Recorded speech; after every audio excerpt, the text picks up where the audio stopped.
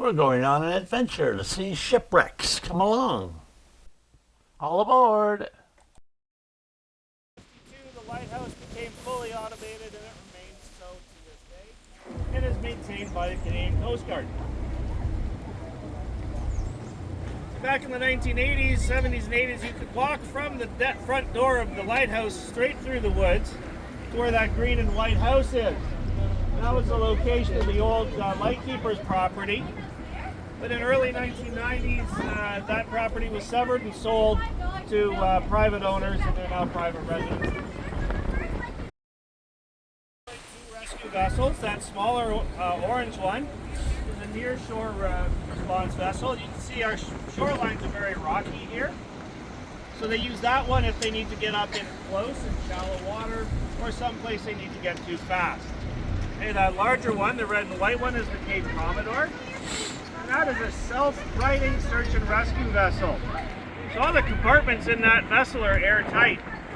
If it goes out in really bad weather and rolls over, it'll do a full 360 degrees, bob back up to the surface like nothing happened.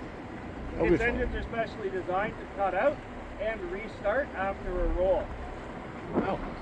And next to them is where the parks keep their boats that they use for maintenance and enforcement in the park.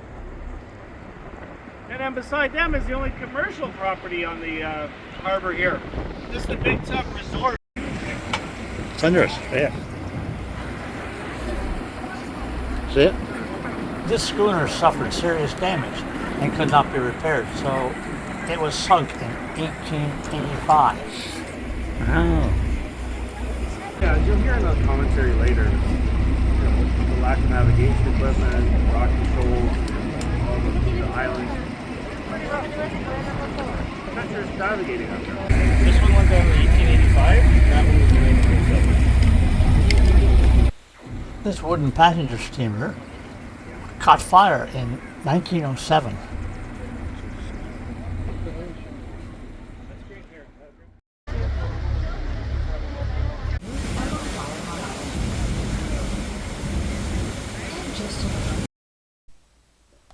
Our next stop, Flowerpot Island.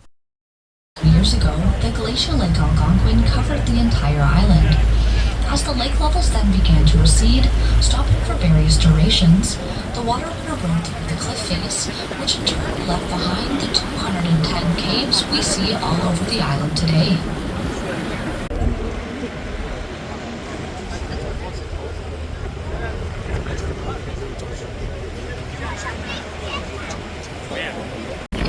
Into the top right-hand corner of the larger flower pot, you will begin to see the side profile of a man's face. You can see the eyes, nose, and mouth. This is what we like to call the old man on Flowerpot Island. And looking down the shoreline towards our smaller flower pot and its adjacent cliffside, you will notice that the two look as though they fit together like a puzzle piece. It is believed that this was once the entrance to a cave.